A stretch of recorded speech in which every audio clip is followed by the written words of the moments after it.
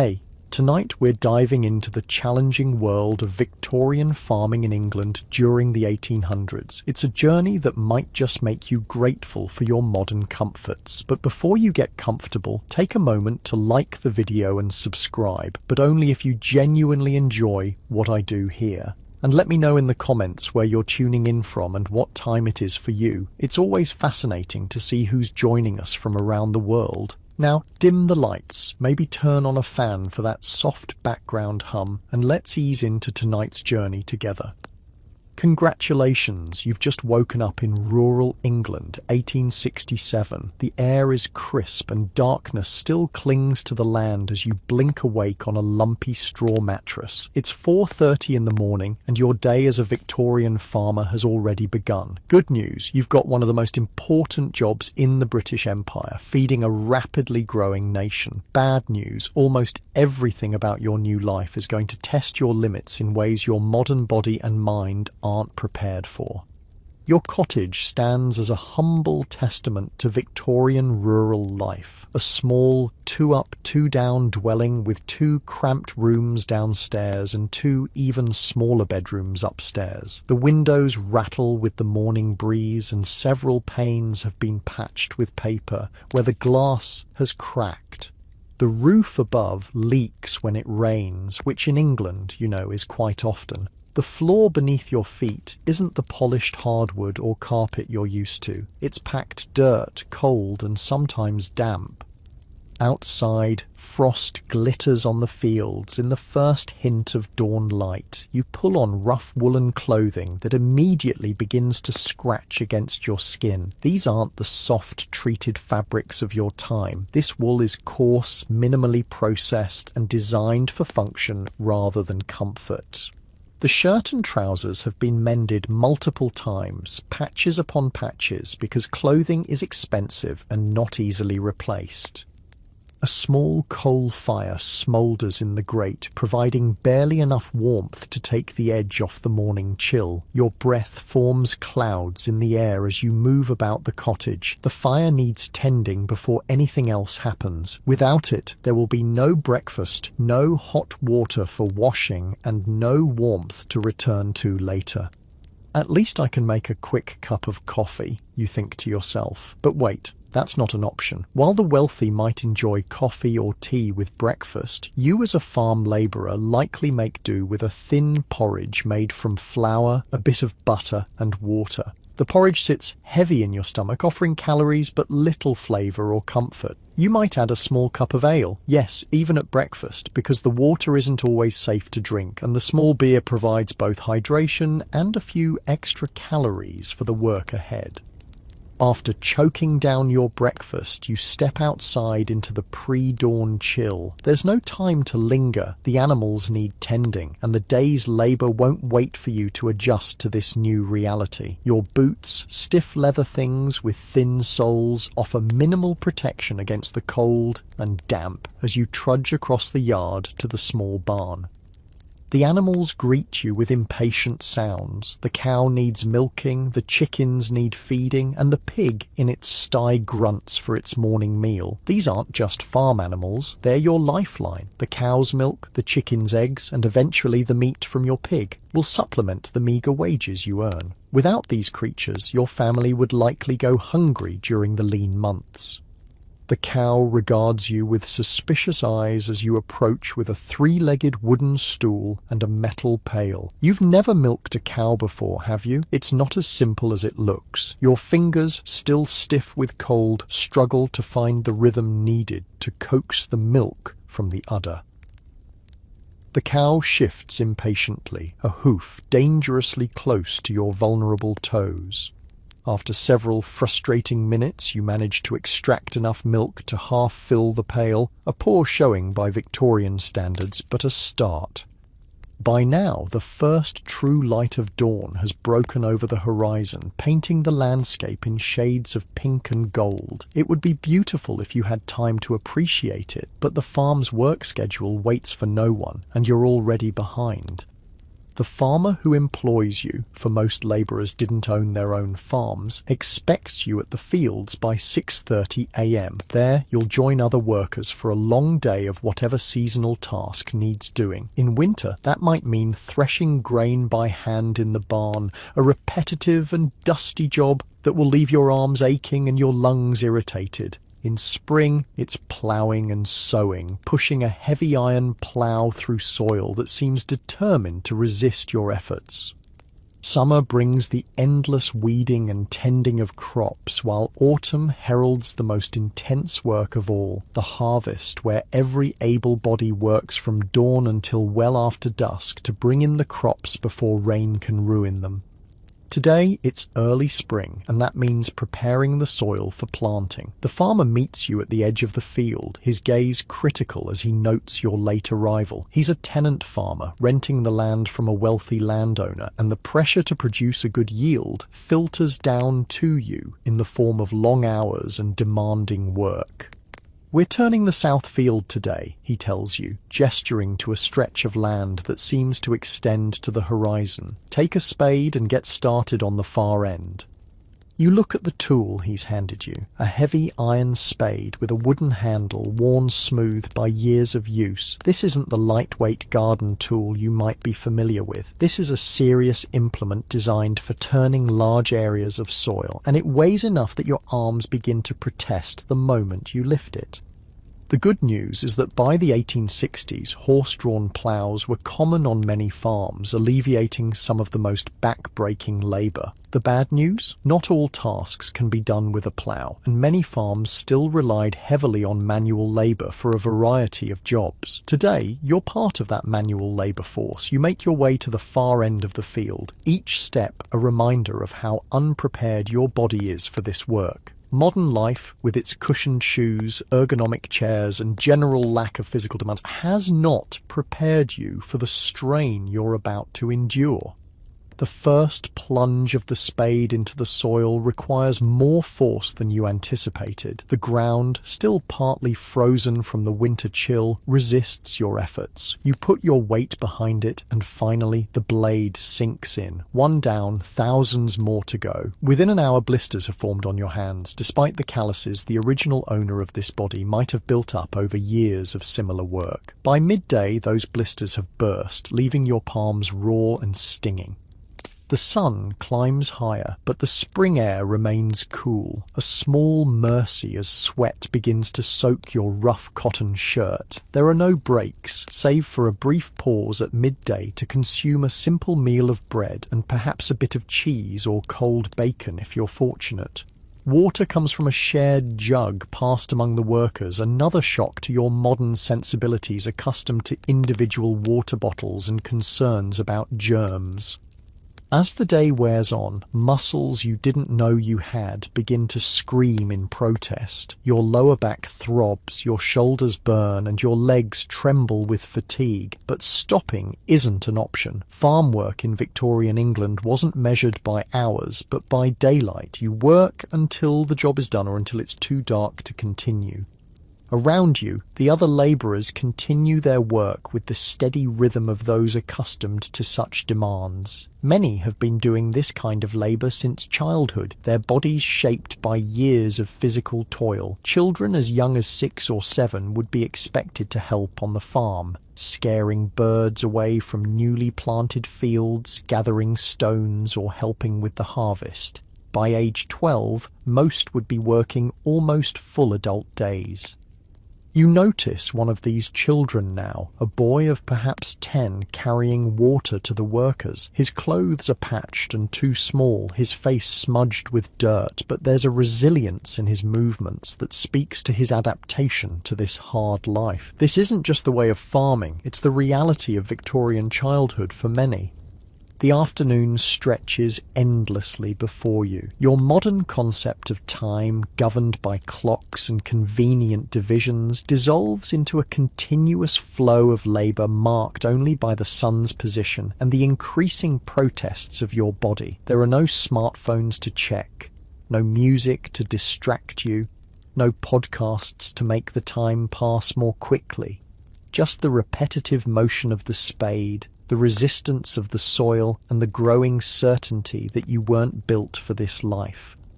By late afternoon, when the sun begins its descent toward the horizon, you've covered perhaps half the area you were assigned. The farmer frowns at your progress but says nothing. Words aren't necessary to convey his disappointment. The other workers will have to take up your slack, adding to their already considerable burden. As twilight approaches, you're finally allowed to set aside your tools and begin the trudge back to your cottage. Every step is an effort, your muscles trembling with exhaustion, your hands raw and bleeding in places. You've completed less than a full day's work by Victorian standards. And already you're more physically depleted than you've ever been in your modern life. Back at the cottage, there's no hot shower waiting to soothe your aching muscles. Instead, there might be a basin of cold water for a cursory wash of face and hands before the evening meal. Another simple affair of perhaps potatoes, cabbage, and if you're lucky, a small piece of salt pork or bacon. Meat was a luxury for farm labourers, often reserved for Sundays or special occasions. Your small vegetable garden and the animals you tend are crucial supplements to this diet. Without them, malnutrition would be a constant companion, as it was for many poor rural families. The physical demands of farm labour required substantial calories, but the wages rarely stretched far enough to provide adequate nutrition. After eating, there are still evening chores, animals to feed again, perhaps wood to chop for tomorrow's fire, water to fetch from the well or pump. Even your children, if you have them, are not exempt from these tasks. Everyone works in a Victorian farm family. It's the only way to survive. When darkness falls completely, illumination comes from perhaps a single candle or an oil lamp, if you can afford it. This weak light is nothing like the bright electric lights you're accustomed to. Reading, if you're even literate, becomes a strain on the eyes, and most activities requiring fine detail must wait for daylight. You collapse onto your bed, every muscle screaming, your hands throbbing, your back a mass of pain. Sleep, at least, should come easily after such physical exertion, but the bed itself presents another challenge to your modern sensibilities. The mattress is stuffed with straw that crackles with every movement, lumpy and offering little support. The blankets are heavy but not particularly warm, and you may be sharing your sleeping space with other family members or even small livestock in the coldest weather.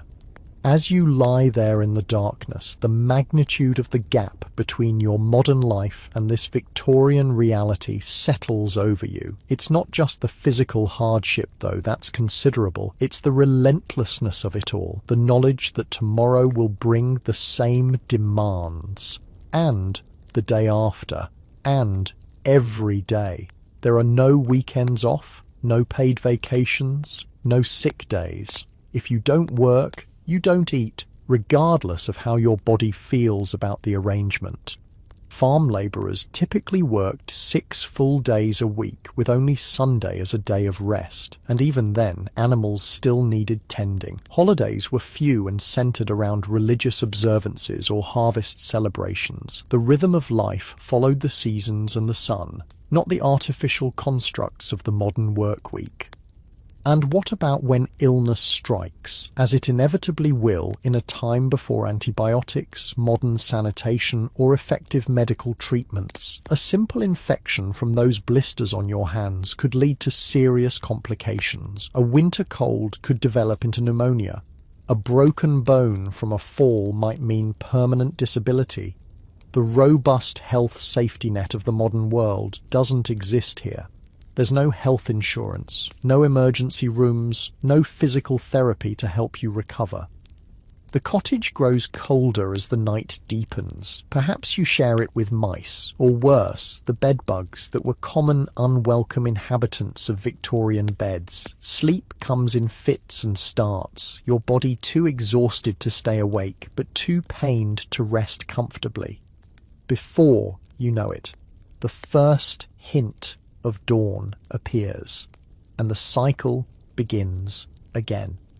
This is the reality you've stepped into. A life defined by physical labour, limited resources, and the constant pressure to produce enough to survive.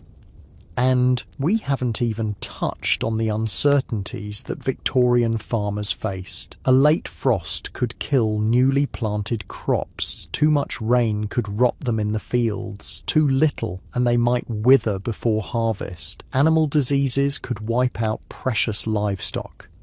The farmer you work for might have a bad year and reduce your already meagre wages. The landowner might decide to convert fields to more profitable uses, leaving tenant farmers and their labourers without employment.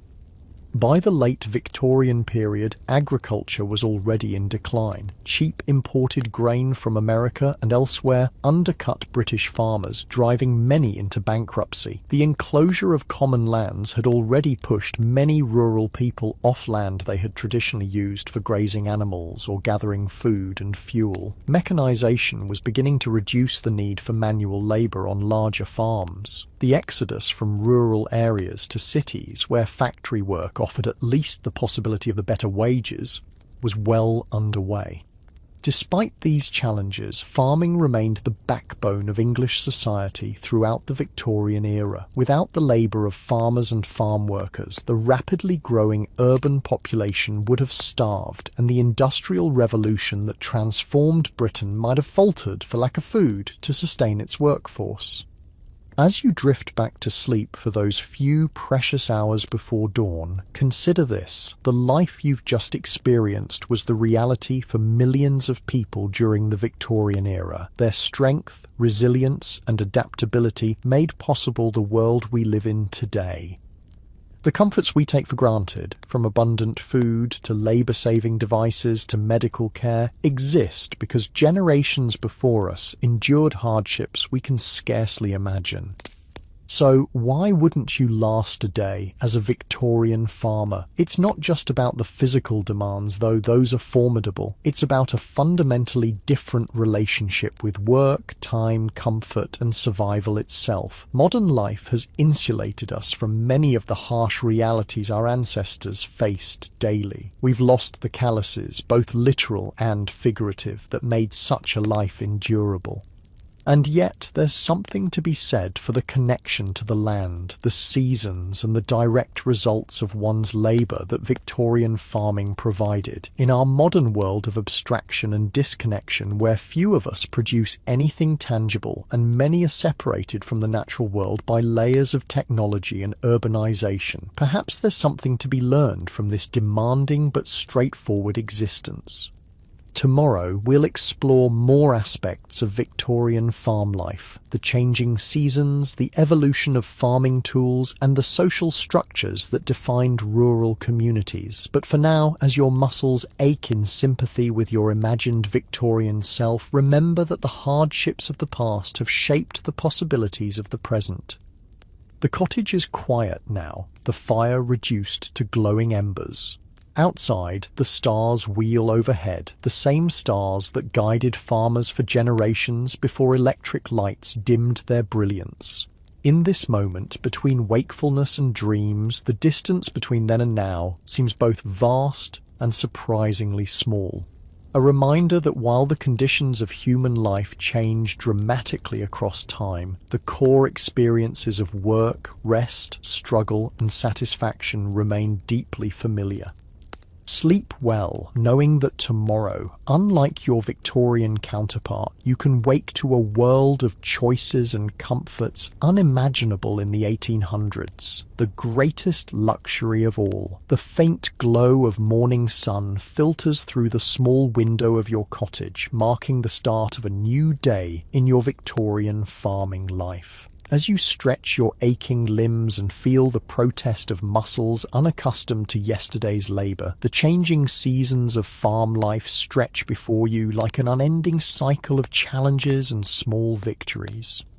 Spring on a Victorian farm brings with it both promise and peril. The good news is that the darkest, coldest days of winter are behind you, and the land is ready to burst into new life. The bad news? This season demands some of the most physically intensive work of the entire year. preparing fields and sowing crops that won't yield their rewards for months to come. The rhythm of the agricultural year governs everything in rural Victorian England. Each season brings its own set of tasks, challenges, and small pleasures, all dictated by the weather and the natural cycles of growth and harvest. As you step outside, the morning air carries the earthy scent of soil warming under the spring sun. Today, like most days in early spring, will be devoted to the essential task of preparing the land for planting. But first, there are the animals to tend to, your daily companions in this Victorian farming life. In the small barn attached to your cottage, the cow lows softly, udder full and ready for the morning milking. Victorian farmers, you're learning, maintain a close relationship with their livestock. These animals aren't just sources of food and income, but often treated almost as extended family members. Each has a name and personality well known to their keepers. Your cow, Daisy, is more patient with your clumsy milking attempts this morning. Your hands, raw from yesterday's blisters, struggle with the task, but you're beginning to find the rhythm that makes the milk flow more easily into the pail. The sound of milk hitting the metal creates a gentle, musical pinging that marks the start of every farming day.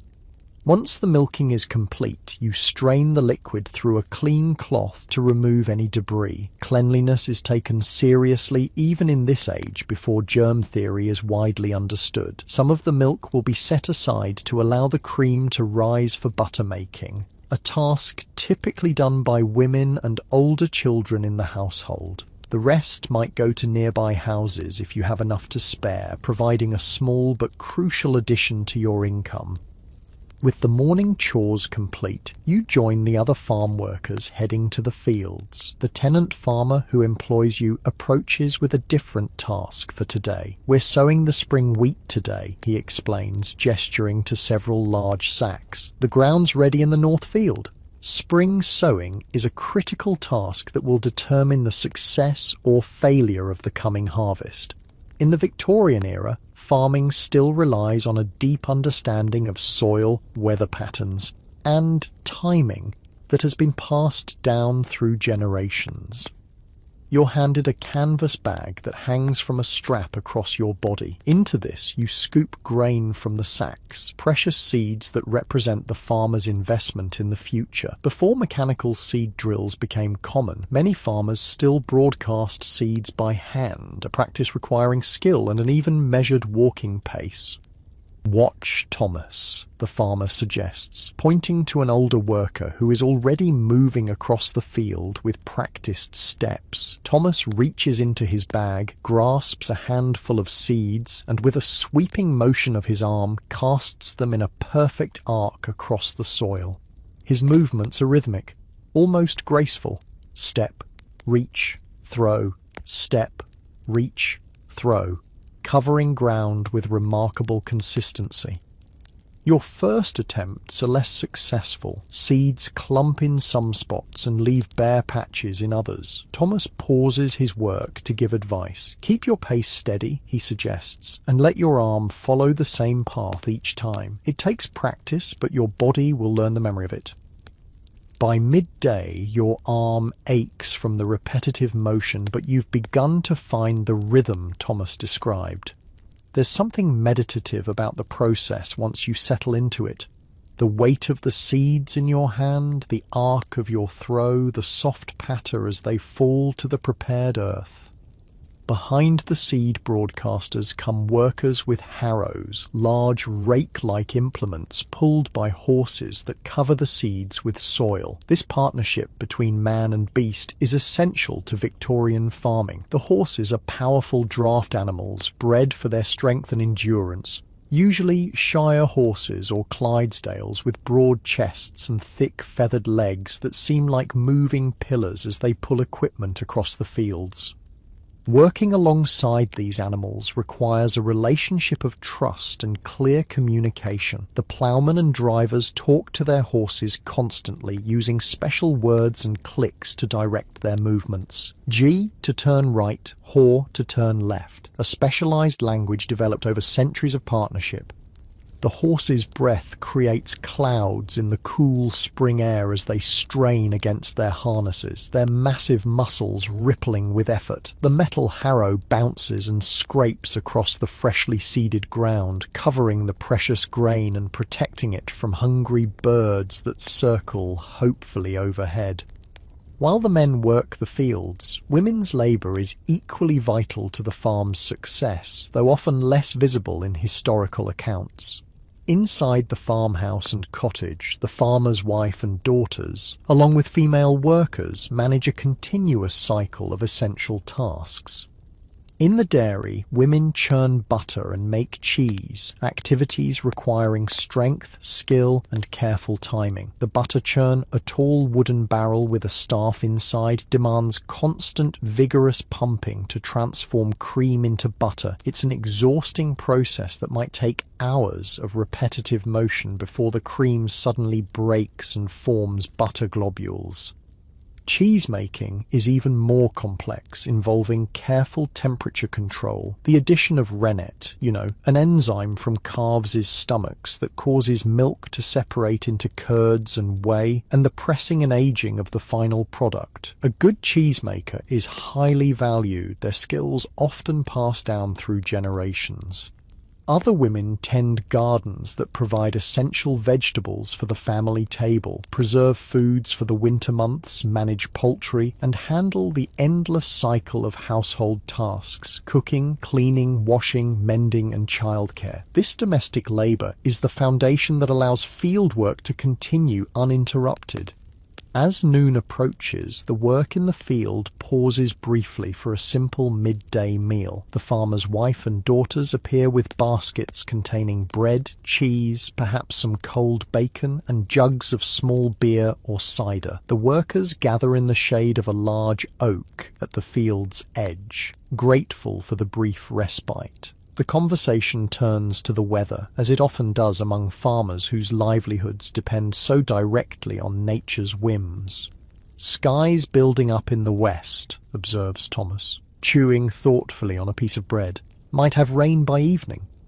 Weather forecasting in Victorian times relies not on satellites or computer models, but on generations of observed patterns and natural signs. Red sky at night, shepherd's delight. Red sky in morning, shepherd's warning. The behaviour of animals, the direction of wind, the shape of clouds, all are read like a constantly changing almanac written in the sky. The good news about Victorian weather prediction is that many farm workers develop an almost uncanny ability to sense coming changes. The bad news is that even the most skilled forecaster can't prevent the disasters that bad weather brings. Late frosts that kill tender crops, summer droughts that wither them in the fields, or autumn rains that rot harvests before they can be gathered. After the brief meal, work resumes with renewed purpose. The afternoon brings different tasks. Some workers continue with the sowing, while others repair stone walls that mark field boundaries or clean out drainage ditches essential for preventing waterlogged soil. Drainage is a crucial concern on many British farms where clay soils and plentiful rain can easily create boggy conditions unsuitable for crops. Throughout the 19th century, elaborate systems of underground drainage tiles were installed on many farms, clay pipes laid in trenches that carried excess water away from fields. This was back-breaking work, digging deep trenches by hand, carefully laying the tiles and covering them again. As the afternoon wears on, dark clouds begin gathering on the western horizon, confirming Thomas's prediction. The wind picks up, carrying the earthy scent of coming rain. The farmer surveys the sky with a practiced eye and calls for the day's work to end earlier than usual. "Get the tools in and the horses stabled," he directs. "That's no spring shower building up." The rush to secure equipment and bring in animals before the storm creates a flurry of activity. Valuable tools are gathered and counted. Iron implements are expensive and represent significant investment for the farmer. The draft horses are unharnessed and led to the stable. Their day's work complete. You help Thomas lead a massive Clydesdale named Thunder to his stall. The horse's hooves, each the size of a dinner plate, thud heavily on the stable floor as he enters his stall with obvious relief. "Good lad," Thomas murmurs, patting the animal's sweaty neck. "You've earned your rest today." The care of working animals is a critical aspect of Victorian farming. Horses represent both a major financial investment and essential power for farm operations. Their feeding, grooming and health are priorities even when human comforts might be lacking. A good workhorse might be worth half a year's wages for a farm labourer, and their loss through injury or illness could be catastrophic for a small farm's operation. As you help Thomas feed and water the horses, he shares knowledge gained through decades of farm work. Always check their feet after a day's work, he advises, demonstrating how to lift and examine each massive hoof for stones or injuries. And watch how they're breathing. First sign of trouble often shows there. The stable's warm, musky atmosphere creates a cozy shelter as the first heavy raindrops begin to fall outside. The sound quickly intensifies from scattered drops to a steady drumming on the roof. Through the open stable door, you watch sheets of rain sweep across the newly sown fields. "Good timing," Thomas nods with satisfaction. "Rain'll help the seeds settle in nice." Even adverse weather has its place in the farming cycle when it comes at the right moment. By the time you make the dash from the stable to your cottage, you're soaked through. The rain is cold, driving hard against your face and finding every gap in your clothing. Inside the cottage, your family has been preparing for the evening. A fire burns in the grate, and the smell of something cooking offers welcome after the day's labour. Victorian farm dinners are simple affairs, often based around root vegetables like potatoes and carrots that store well, supplemented with whatever is seasonally available. In spring, early greens might appear, dandelion leaves, nettles and other foraged plants that provide welcome, fresh nutrients after winter's limited diet. Meat remains a luxury, appearing perhaps once or twice a week in small portions.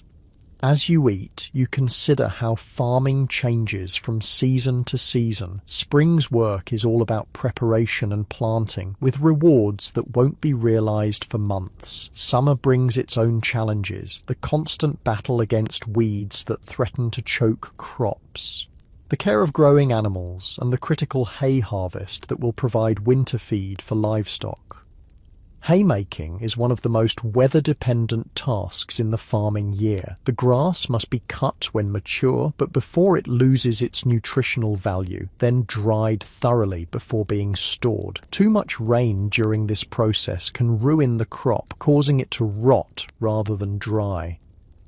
The entire farm community often comes together for this critical harvest, with all hands employed in cutting, turning, gathering and stacking the hay. Autumn brings the cereal harvests, wheat, barley, oats, the culmination of the year's work and the time when a farm's success or failure is truly determined. The wheat you helped sow today won't be harvested until late summer or early autumn, months of growth and vulnerability to weather, pests and disease still ahead. Winter, which you've just emerged from, is a time of maintenance rather than growth, repairing tools and buildings, caring for livestock, and processing preserved foods that must sustain both humans and animals until spring returns. It's also the season when farm workers are most vulnerable to unemployment, as fewer hands are needed for winter tasks. The rain continues to drum on the cottage roof as evening deepens into night. There's a comfort to being inside while the storm rages, though the roof leaks in several places, requiring strategically placed buckets to catch the drips. Your damp clothes hang near the fire to dry, ready for tomorrow's work. Before sleep claims you, there's one more important task: checking on the animals one last time. Bundling up against the rain, you make a quick dash to the small barn where your cow and chickens are housed. All seems well. The animals settled in their dry shelter, untroubled by the storm. This constant care of livestock is a defining feature of farm life. Animals can't be neglected regardless of weather or human convenience. Their feeding, watering, and well-being must be tended to multiple times daily, creating a rhythm that structures the farmer's life around their needs.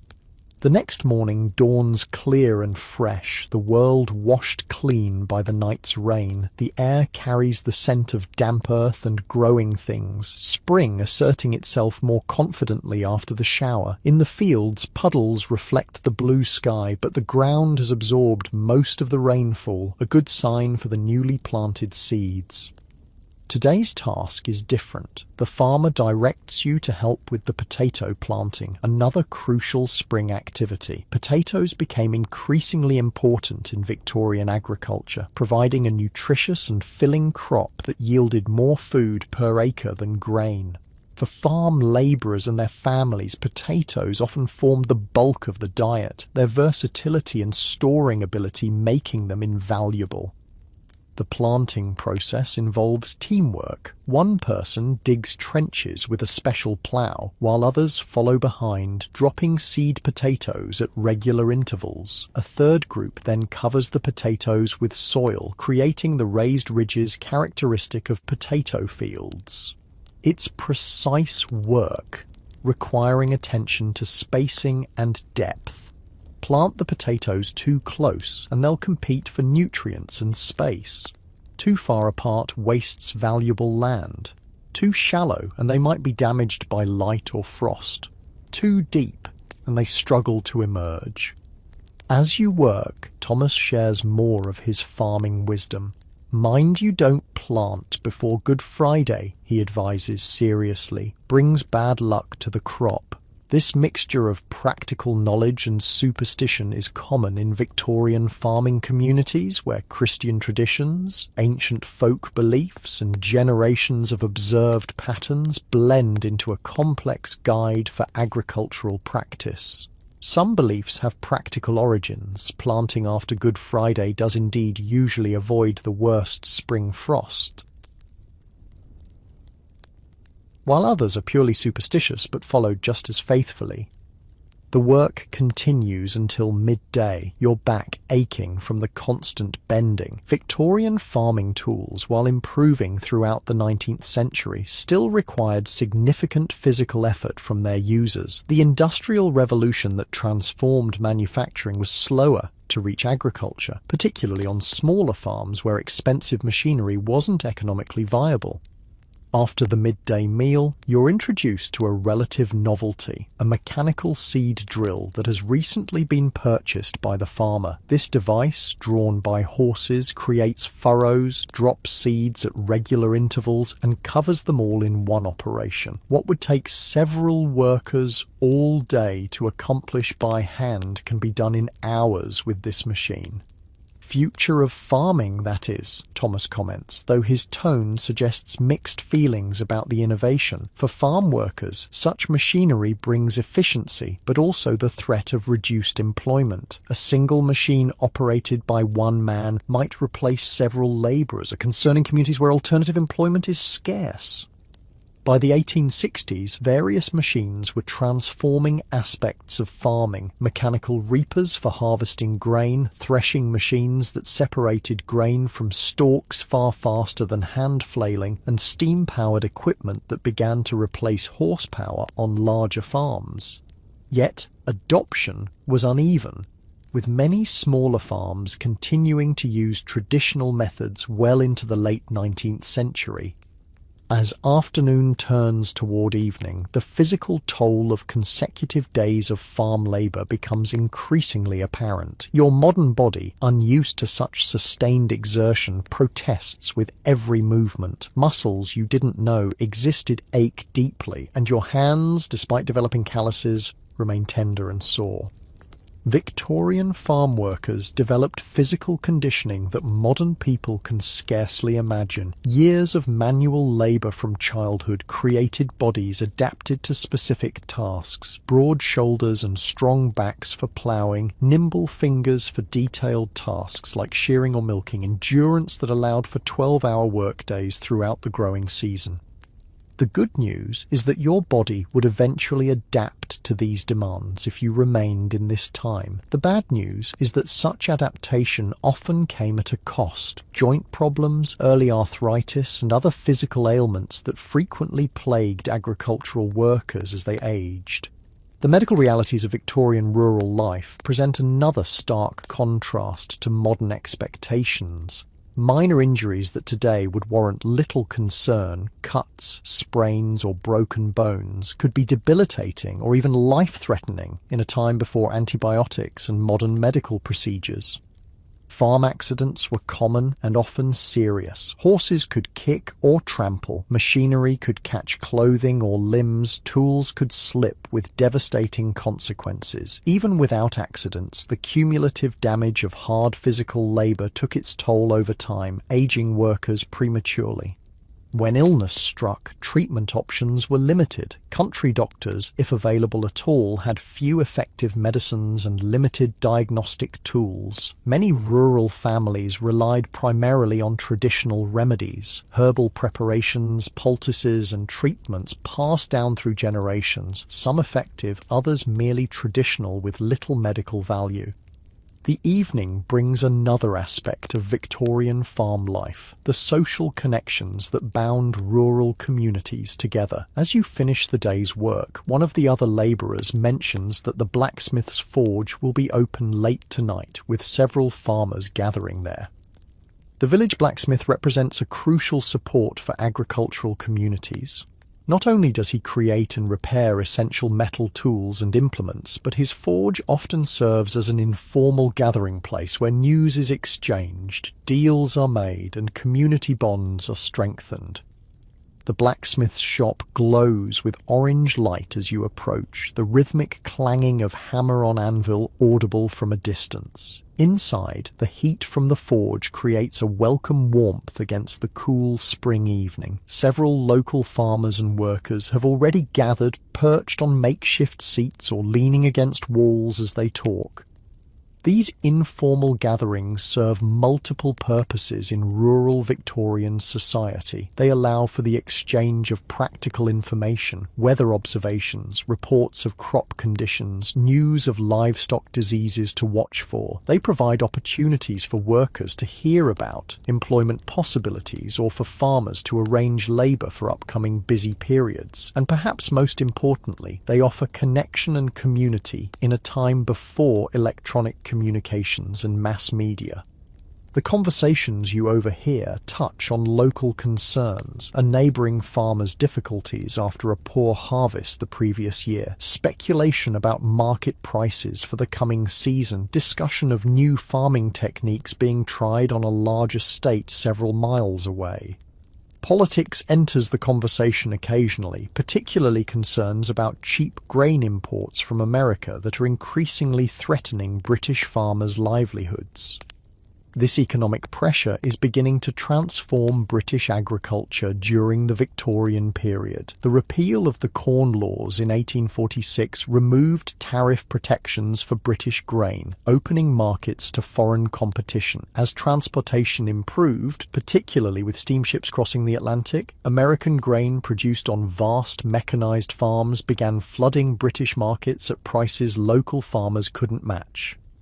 The result is a gradual but profound shift in British farming practices. Many farmers are moving away from grain production toward livestock raising and dairy farming, areas where foreign competition is less severe. Others are adopting new methods and technologies in attempts to improve efficiency and reduce costs.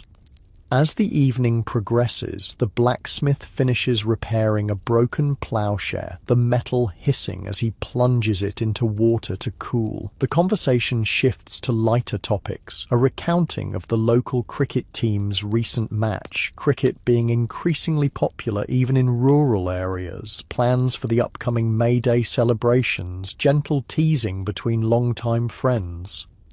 You notice how dialect and local expressions colour the speech around you. Victorian rural communities often maintained distinctive local vocabularies, particularly for farming implements and practices. What might be called one thing in Kent could have an entirely different name in Yorkshire. reflecting the relative isolation of communities before modern transportation and communication networks homogenized language. The night grows late, and people begin drifting homeward, knowing dawn will bring another early start. You make your way back to your cottage under a sky brilliant with stars, another aspect of Victorian life notably different from modern experience. Without electric lighting creating light pollution, the night sky in rural areas displayed astronomical features now visible only in the most remote locations. At the cottage, preparations for sleep are simple, washing up with water from a basin, changing into nightclothes that double as undergarments, banking the fire to maintain some warmth through the night. The rhythm of the farming day, early to rise, work with the daylight, early to bed, follows patterns established by the fundamental needs of agricultural life rather than arbitrary modern schedules. As you settle onto the straw mattress, your body's fatigue quickly overcomes the discomfort of the bed. Through the small window, moonlight casts soft shadows across the room. The only sounds are the occasional lowing of cattle in nearby fields, the soft murmur of wind in trees, the distant hooting of an owl hunting across moonlit meadows. This sensory landscape of Victorian rural nights, the darkness broken only by moon, stars, and perhaps distant lantern light, the naturalness of sounds uninterrupted by engines or electronic devices, the earthy smells of soil, animals, and growing things creates an environment profoundly different from modern nights with their artificial light, manufactured sounds, and distance from natural processes.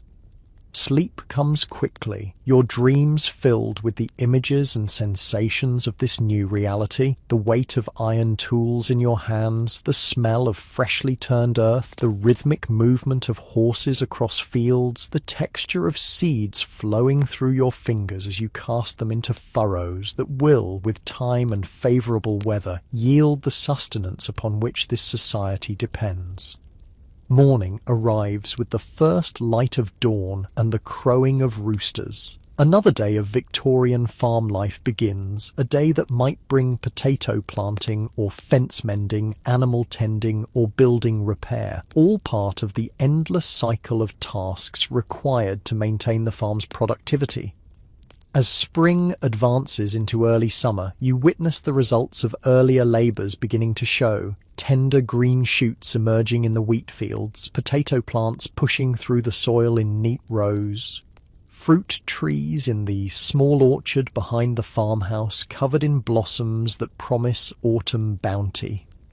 There's a satisfaction in seeing these tangible results of work, a directness to the relationship between effort and outcome that modern occupations often lack. Victorian farmers might struggle against weather, pests, diseases, and economic forces beyond their control, but they could see the direct results of their labour in the growing crops and thriving animals their work produced.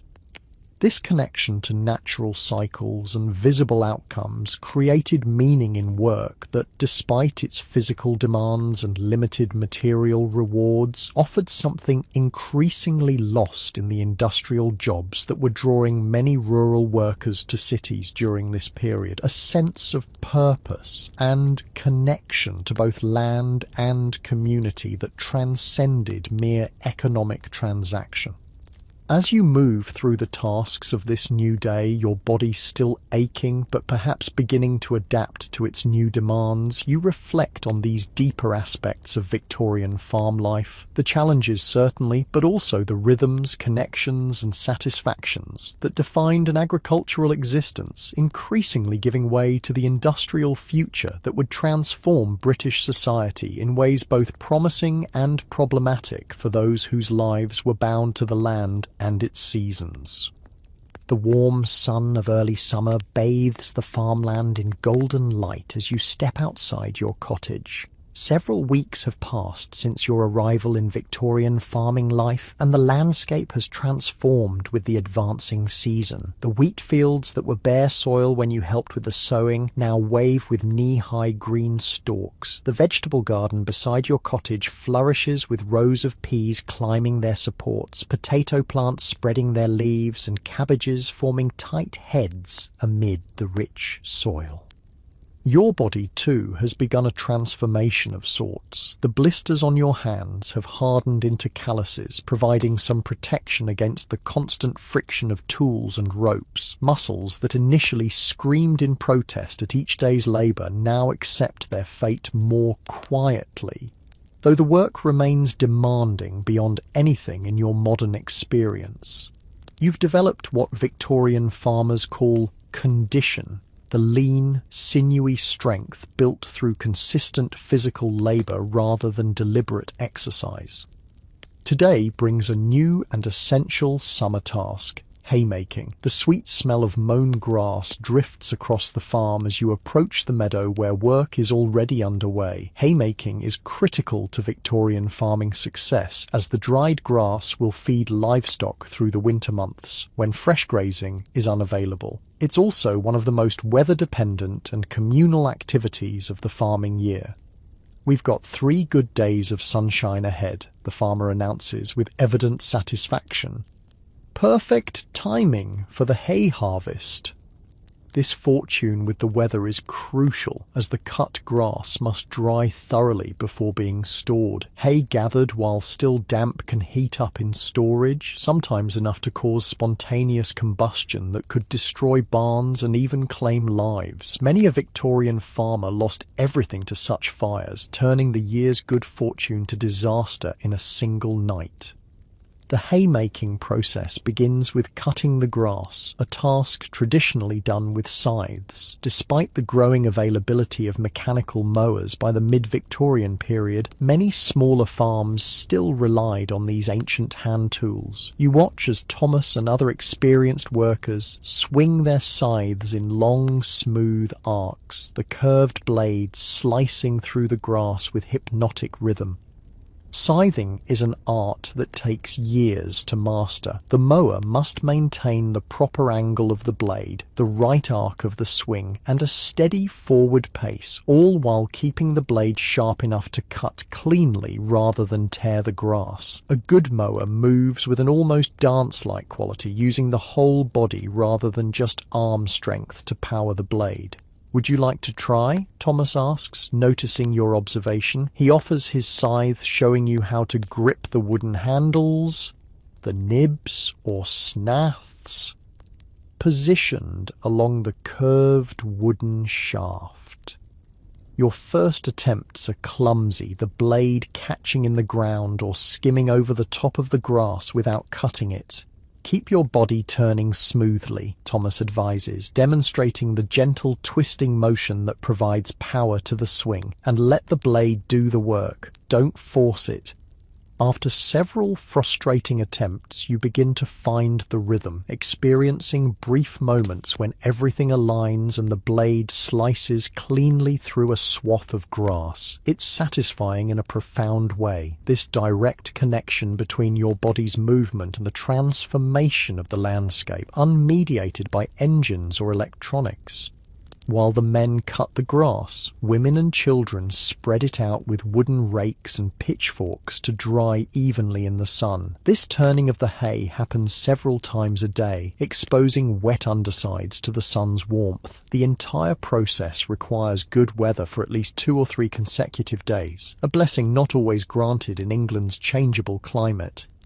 The meadow becomes a hub of activity, with workers of all ages participating in this critical harvest. Young children too small for heavier tasks run errands, carry water, or chase away birds that might be attracted to insects disturbed by the cutting. Older children turn hay alongside adults, learning skills they'll need throughout their farming lives. This intergenerational work environment characterizes much of Victorian rural life. Rather than being segregated by age as in modern schools and workplaces, communities functioned as unified bodies where each person contributed according to their ability from a young age. Children as young as 6 or 7 had meaningful roles in farm work, gradually taking on more responsibility as they grew. The good news about this system was the direct transmission of skills and knowledge from one generation to the next, creating deep competence in agricultural practices. The bad news was the limited formal education available to farm children, many of whom attended school sporadically, if at all. Their education subordinated to the immediate needs of farm work. By the mid-Victorian period, efforts to improve rural education were underway. The Education Act of 1870 established a framework for schooling children aged 5 to 13, though it wasn't until the early 20th century that education truly became universal and compulsory. During your time in the 1860s, many farm children still received only the basics of literacy and numeracy before full-time work claimed them. As noon approaches, the farmer's wife and daughters appear at the meadow's edge with baskets and jugs, the midday meal for the haymakers. Haymaking days traditionally feature better than usual food, recognition of the intensive work being performed. Instead of the usual bread and cheese, there might be cold meat, pies, or even cake alongside the ever-present cider or small beer. The meal is taken in the shade of hedgerows or trees at the field's edge, workers sprawled on the sweet-smelling cut grass as they eat. Conversation flows easily, the shared labour creating camaraderie across the usual social divisions. Even the farmer himself might join the workers for this meal rather than eating separately, the urgent communal work of the harvest temporarily bridging class distinctions. After the brief respite, work resumes with increased urgency. The afternoon sun is hot, and you feel sweat soaking through your shirt as you help turn partially dried hay with a wooden rake. The physical demands are considerable, but there's a festive quality to haymaking not present in solitary tasks. The shared labour, the knowledge that everyone's contribution matters to the final outcome, the satisfaction of seeing the meadow gradually transform as neatly turned rows of drying hay replace the standing grass. By late afternoon, Thomas announces that the hay turned earliest in the day is ready for gathering into haycocks, small conical piles that protect the hay from dew while allowing continued drying. You learn to gather armfuls of hay and arrange them with the stems pointing outward and downward, creating structures that will shed rain if unexpected showers come during the night. The haycocks dot the field like small golden tents as the day's work concludes. Tomorrow, if the weather holds, the process of turning and drying will continue, with the earliest cut hay possibly ready for storage by day's end. As you walk back toward your cottage in the evening light, your body aching but satisfied with the day's accomplishments, you notice activity at a neighbouring farm. A horse-drawn wagon loaded with various goods is pulling away, and several people stand talking in the yard.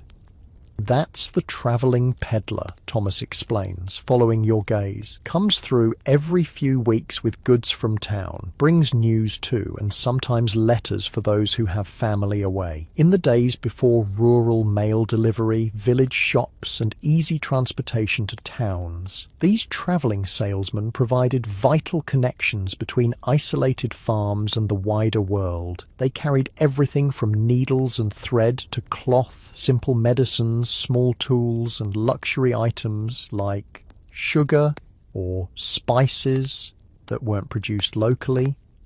Beyond the goods they sold, peddlers served as informal news networks carrying stories and information between communities. In an age before telephones, radio, or television, these human connections were essential channels for learning about events beyond one's immediate surroundings. He'll likely be at the village tomorrow, Thomas continues. Market day. The weekly market in the nearest village or small town was another crucial institution in Victorian rural life. For many farm families, market day provided the only regular opportunity to sell surplus produce, purchase necessities, and connect with the community beyond their immediate neighbours. The next morning, having completed your essential chores at dawn, you're granted permission to visit the village market. It's a 3-mile walk along lanes bordered by hedgerows, white with hawthorn blossoms, the air sweet with their scent and alive with insects buzzing between flowers. Approaching the village, you hear the market before seeing it, a cacophony of human voices, animal sounds, and general commotion that marks this important weekly gathering. The village centre has transformed from its usual quiet state into a bustling hub of commerce and social activity. Farmers display produce on rough wooden tables or directly from the backs of carts. Vegetables, fruit, eggs, butter, cheese, and occasionally meat. Livestock sellers cluster in one area, their sheep, pigs, or cattle penned temporarily for inspection by potential buyers. Craftspeople offer practical items like baskets, pottery, or wooden implements needed for farm and household tasks. The transactions you observe rely less on currency than you might expect. While coins do change hands for some purchases, many exchanges involve direct bartering. Eggs traded for a length of cloth, labour promised in exchange for tools, surplus vegetables swapped for preserves or other foods one's own farm doesn't produce. This informal economy functions alongside the more formal cash transactions, creating a resilient system that allows community members to meet their needs even when money is scarce. It relies on direct relationships and trust built over years of interaction, very different from the anonymous transactions of modern commerce. Beyond its economic function, market day serves crucial social purposes. Farm families who might go days without seeing anyone outside their immediate household use this opportunity to exchange news, arrange future cooperative work, discuss common problems, seek advice, and maintain the community bonds essential to rural survival. You notice how these interactions follow invisible but clearly understood social patterns. The farmer's wife, who sells butter and eggs, greets different customers with subtle variations in manner, reflecting their relative social positions. A prosperous tenant farmer receives deference from labourers while himself showing respect to the local landowner who briefly visits the market. Children weave through the crowd on errands for parents, already learning the complex social choreography that will guide their adult interactions. As you browse the market stalls, you overhear conversations that reveal common concerns of Victorian farming communities. "Lost 3 lambs to that fox," one shepherd tells another. "Set traps, but the cunning devil avoids them all." Wildlife predation represented a significant threat to farm profits, with foxes, weasels, and birds of prey taking a toll on poultry and young livestock. Another conversation turns to crop diseases. "My neighbour's potatoes are showing the blight already. Hope it doesn't spread this year." The potato blight that caused the devastating Irish famine of the 1840s remained a dreaded possibility for British farmers, capable of destroying entire crops in days. Animal diseases created even greater anxiety, as they could quickly spread through valuable livestock. "Keep your new cow separate for a fortnight," an older farmer advises a younger man who's just purchased an animal. "Make sure she's not bringing anything onto your farm." Without modern veterinary medicines, diseases like foot and mouth, anthrax, or bovine tuberculosis could ruin a farm's economy and potentially spread to humans. These everyday concerns, predators, plant diseases, animal illnesses, represented constant threats to agricultural success that required vigilance, traditional knowledge, and community information sharing to manage. The market served as an informal clearinghouse for such vital information, transmitting warnings and solutions throughout the farming community. As noon approaches, the pub at the market square fills with farmers and traders taking a break from their business. While Victorian temperance movements were beginning to influence drinking habits, alcohol remained central to rural social life. Beer or cider was considered a normal part of daily consumption for working men, viewed as providing necessary calories and hydration for physical labor. Inside the pub, conversations grow louder and more animated as drinks flow. You observe another important aspect of market day, the negotiation of labor arrangements and land usage. A farmer arranges to hire extra help for an upcoming harvest. Two neighbors resolve a dispute about drainage between their fields. A cooper, a barrel maker, agrees to supply new containers for the autumn apple pressing, to be paid partly in cash and partly in the resulting cider.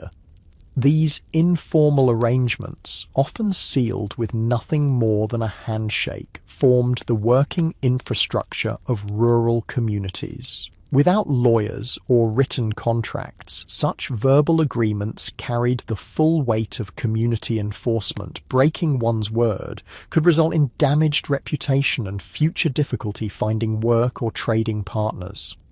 As afternoon progresses, the market begins to wind down. Farmers pack unsold goods back into carts, livestock are led away to their destinations, and the village slowly returns to its usual quieter state. You purchase a few small items, a bone comb, some thread for mending, and a precious orange that will be a rare treat back at the cottage, before beginning the walk home. The road back to the farm offers time to reflect on the social complexity you've observed. Despite its apparent simplicity compared to modern urban life, Victorian rural society operated with intricate systems of mutual support, obligation, status recognition, and information exchange. These systems, developed over generations, created resilience in communities facing constant challenges from weather, disease, and economic pressures. Returning to the farm, you find haymaking continuing in your absence. The hay is drying well in the continued sunshine, and preparations are underway for the final stage, gathering it into storage for the winter months. This process involves building large stacks in the field, or transporting the hay to the barn, where it will be carefully arranged to maximize storage space while allowing proper ventilation. Building a proper haystack is another skill requiring specialized knowledge. The stack must shed water through its precisely angled sides and top, maintain its shape through settling, and allow for internal ventilation to prevent dangerous heating. The best builders of haystacks are respected specialists in farming communities, their expertise sought after during harvest season. You join the crew loading dried hay onto a wagon for transport to the barn. Using pitchforks, workers lift forkfuls of hay to a person standing on the growing pile on the wagon, who arranges it to create a stable, balanced load. It's hot, dusty work. Hay particles fill the air, sticking to sweat-dampened skin and working their way into clothing. Many workers tie handkerchiefs over their noses and mouths to avoid breathing the dust, which can cause respiratory problems with long-term exposure. The loaded wagon, pulled by two massive draft horses, creaks under its burden as it moves slowly toward the barn. There, the unloading process begins, a reverse of the loading, with hay pitched from the wagon into the barn loft where it's carefully arranged for storage. Workers move in coordinated patterns developed over years of shared labour, minimizing wasted motion and maximizing efficiency in a way no written manual could capture.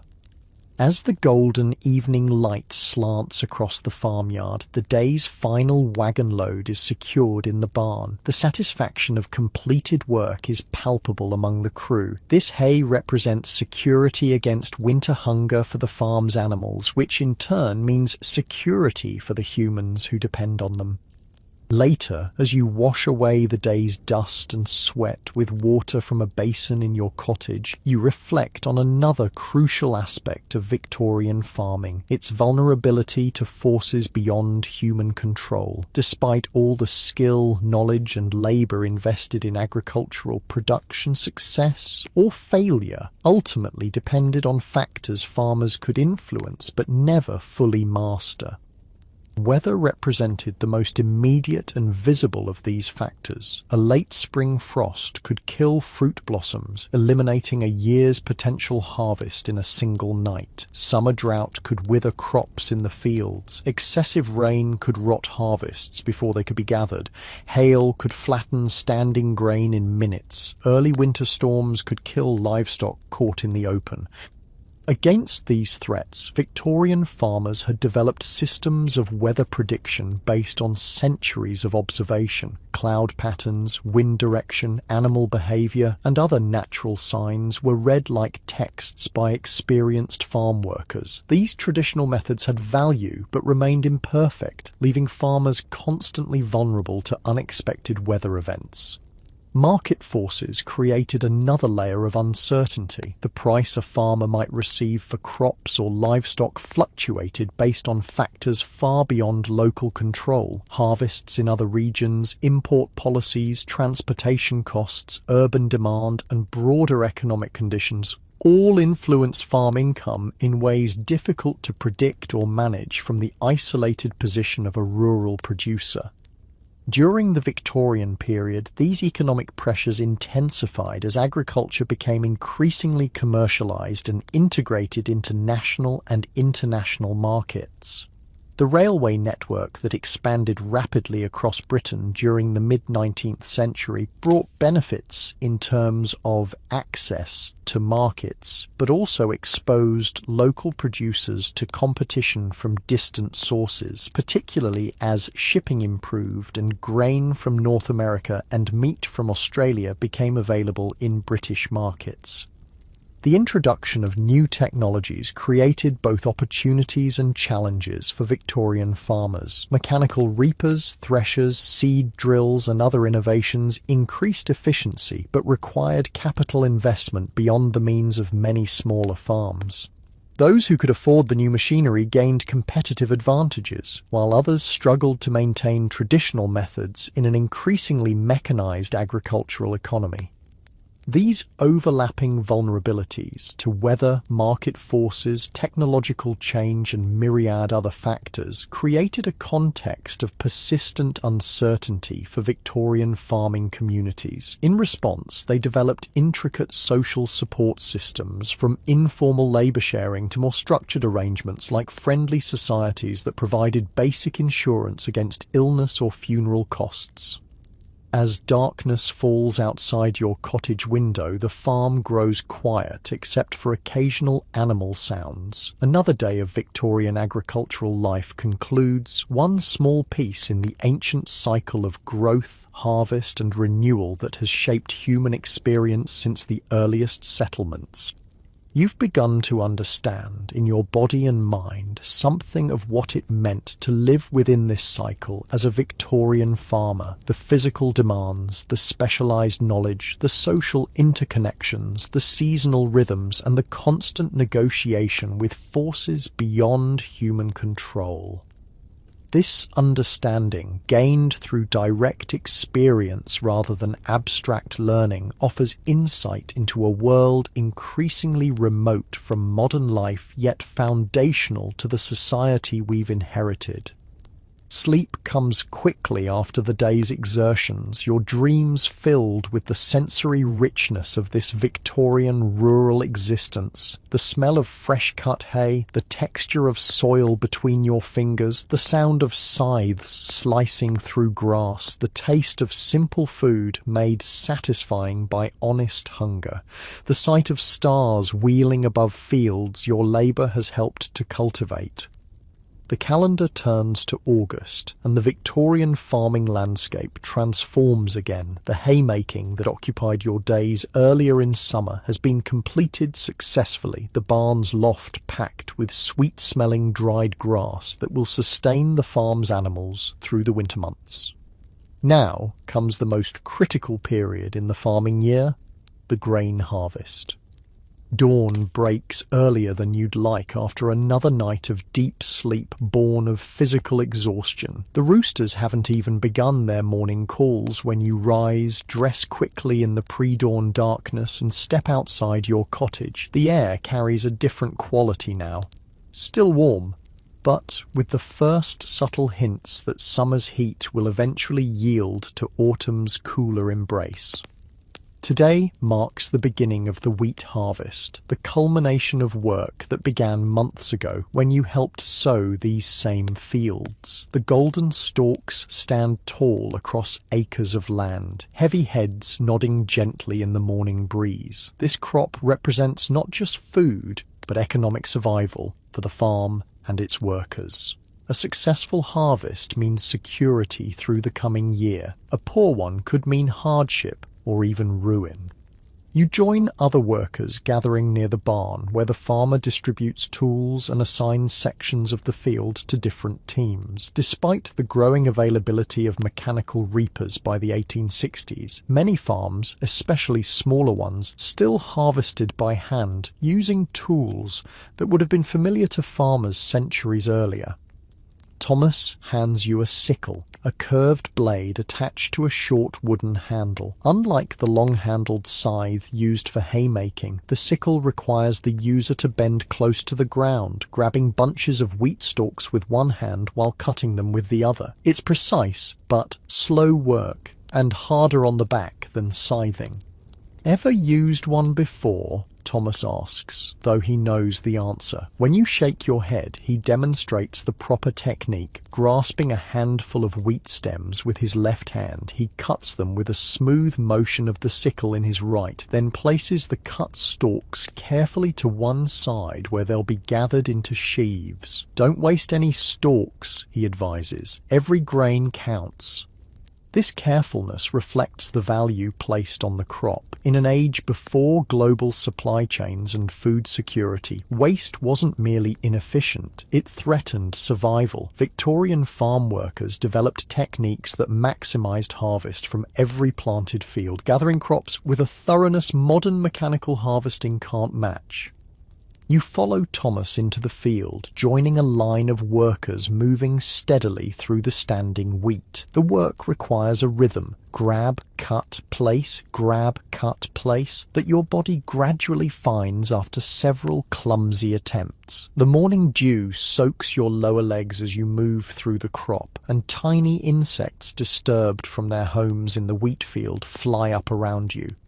Behind the reapers come the gatherers, often women and older children who collect the cut stalks into bundles called sheaves. These are bound together with twisted strands of the wheat itself, a technique requiring considerable skill to create bindings tight enough to hold through subsequent handling. As the sun climbs higher, casting golden light across the harvesting teams, the temperature rises rapidly. By mid-morning, sweat streams down your face and back, and your knees and back protest the constant bending the sickle requires. This, you realize, is why many farms began adopting mechanical reapers as soon as they became available, not just for efficiency, but to reduce the physical toll on workers. The first mechanical reaper had been patented by Cyrus McCormick in America in 1834, with various improvements following over subsequent decades. By the 1860s, horse-drawn reapers were becoming common on larger British farms, though their expense put them beyond reach of many smaller operations. These early machines cut the standing grain, but still required workers to gather and bind the cut stalks by hand. Around midday, you notice activity at the far end of the field. A neighbouring farmer has arrived with a mechanical reaper, offering to help complete the harvest more quickly. The farmer who employs you agrees to the arrangement, which likely involves payment or a promise of reciprocal help with the neighbour's harvest. The machine is an impressive sight, a wheeled platform pulled by two sturdy horses with mechanical arms that sweep the standing grain against cutting blades. A seat perched above allows the operator to control the horses and the cutting mechanism. As it moves through the field, the reaper cuts a swath of wheat far wider than a single worker with a sickle could manage, dramatically increasing harvesting speed. Progress, Thomas comments beside you, watching the machine with a mixture of appreciation and concern. Makes the work faster, no doubt, but means fewer hands needed. His observation touches on the central tension of agricultural mechanization during this period. Increased efficiency came at the cost of rural employment, contributing to the migration from countryside to cities that characterized the Victorian era. For the remainder of the day, you work alongside the mechanical reaper, gathering and binding the stalks it cuts but doesn't collect. Even with this mechanical assistance, harvesting remains labour-intensive, with each sheaf requiring careful binding before being stood in groups of 8 to 10, called stooks or shocks. These characteristic formations, resembling small teepees dotting the harvested fields, allow the grain to continue drying before the next stage of processing. The wheat must remain in these stooks for several days, depending on weather conditions, before being sufficiently dry for storage. During this critical period, farmers watch the sky anxiously. Rain could damage the harvest, causing grain to sprout in the sheaf, or develop mould that renders it worthless. By evening, nearly half the wheat field has been harvested. Good progress for the first day, though several more days of intensive work remain before the entire crop is secured. As you walk back to your cottage, muscles aching from the unaccustomed movements the sickle required, you pass women and children gleaning in the harvested sections, carefully collecting individual stalks of grain missed during the main harvest. This practice of gleaning has ancient roots, mentioned in the Bible and recognised in British common law as a right of the rural poor to gather leftover grain after the harvest. It provided an important supplement to the diets of the poorest community members, particularly widows and children without male breadwinners. Though landowners and farmers sometimes attempted to restrict gleaning, the practice continued throughout the Victorian period, a testimony to both rural poverty and community support systems that helped mitigate its worst effects. The next morning brings another aspect of harvest, the communal meal. The farmer's wife and daughters, assisted by other women from neighbouring farms, have prepared food for all the harvest workers. This tradition of the harvest feast acknowledged the critical nature of the work and the need to maintain workers' strength through the most demanding period of the agricultural year. The midday meal is served in the shade of a large oak at the field's edge. Bread, cheese, cold meats, pies, vegetables from the kitchen garden, and copious quantities of beer or cider. Unlike the usual daily fare, harvest meals often included meat and special dishes reserved for this important occasion. The quality and abundance of the harvest feast reflected not just practical needs, but the symbolic importance of harvest as a community event, rather than merely an economic activity. As you eat alongside the other workers, conversations flow about harvests past and present. "Remember the summer of '53?" an older worker asks. "Rain for 3 weeks straight during wheat harvest, lost half the crop to sprouting." Others nod, recalling this agricultural disaster that affected many farms in the region. "And the dry summer 2 years back," another adds. "Wheat hardly worth cutting, the yield was so poor." These shared memories of good and bad harvests form part of the community's collective knowledge, creating a perspective that extends beyond individual experience to encompass decades of agricultural cycles. After the brief respite of the meal, work resumes with renewed urgency. The wheat remaining in the field must be cut before any change in weather threatens it, and the already cut portions must be monitored for proper drying. The entire community focuses on this single priority, securing the harvest that will sustain them through the coming year. The following days follow similar patterns of intensive labour from dawn to dusk. Once properly dried in the field, the sheaves are loaded onto wagons for transport to the barn or stackyard. There, they might be built into carefully constructed stacks for longer-term storage, or prepared for immediate threshing to separate the valuable grain from the stalks and chaff. Threshing, the process that extracts edible grain from the harvested plant, evolved significantly during the Victorian period. The ancient method of flailing, beating the dried stalks with jointed wooden tools called flails, remained in use on some farms, particularly for smaller harvests or specific grains. This hand threshing was strenuous work, typically performed inside barns during winter months when fieldwork was limited. Mechanical threshing machines, initially powered by horses walking in circles to drive gears and later by portable steam engines, gradually replaced hand flailing on many farms. These machines increased efficiency dramatically but brought their own dangers. Moving parts could catch clothing or limbs, and many Victorian farm workers suffered serious injuries or death from threshing machine accidents. You observe a horse-powered threshing machine in operation at a neighbouring farm. Horses harnessed to a horizontal wheel walk in endless circles, their movement transferred through gears to drive the threshing mechanism. Workers feed sheaves into one end of the machine, which beats and separates the grain through a series of internal operations before ejecting straw from another opening and allowing grain to fall through screens into collection containers.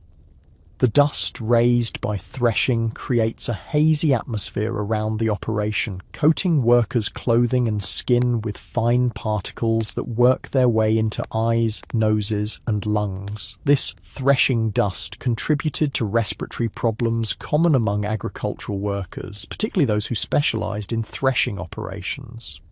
Once threshed, the grain requires further cleaning to remove remaining chaff and weed seeds before being stored in granaries or prepared for market. Women often performed this winnowing process using flat baskets called winnowing fans to toss the grain into the air, allowing breeze to blow away lighter chaff while the heavier grain fell back into the basket. Mechanical winnowing machines using fan-generated airflow increasingly replaced this hand method during the Victorian period. After the wheat harvest comes the gathering of other grains: barley for brewing and animal feed, oats for horses and human consumption, rye for bread in some regions. Each requires similar processes of cutting, drying and threshing, though the timing varies slightly based on different maturation rates. By September, the grain harvest's complete. Attention turns to other autumn crops. Root vegetables like potatoes, turnips and mangolds, a type of beet grown primarily for animal feed, must be dug from the ground and stored for winter use. Apples, pears and other fruits are gathered from orchards, some for immediate consumption but most for preservation through drying, making into cider or perry, or storing in cool, dark conditions that extend their usability through winter months. These autumn harvests, while less dramatic than the grain gathering that preceded them, are equally essential to the farm's annual cycle. Root crops in particular provided critical winter feed for livestock when fresh grass was unavailable, allowing animals to be maintained through cold months rather than slaughtered in fall as had been common in earlier periods. With harvests secured, Victorian farms began preparations for the next agricultural cycle. Fields were ploughed again, incorporating stubble from harvested crops back into the soil. Winter wheat varieties might be sown in autumn, their seeds germinating before cold weather suspended growth, ready to resume development with spring's return. These overlapping cycles, harvesting completion coinciding with preparation for future plantings, embodied the continuous nature of agricultural life. Unlike modern work, with its clear demarcations between projects, farming existed as an unbroken chain of related activities, each season's work building on the last and laying groundwork for the next. As autumn advances, you notice changes in the social patterns of farm life. With the most intensive work of harvest completed, community gatherings become more common. Harvest suppers, church festivals, and fairs punctuate the season. These celebrations serve both as thanksgiving for the completed harvest and as opportunities for community bonding before winter's isolation.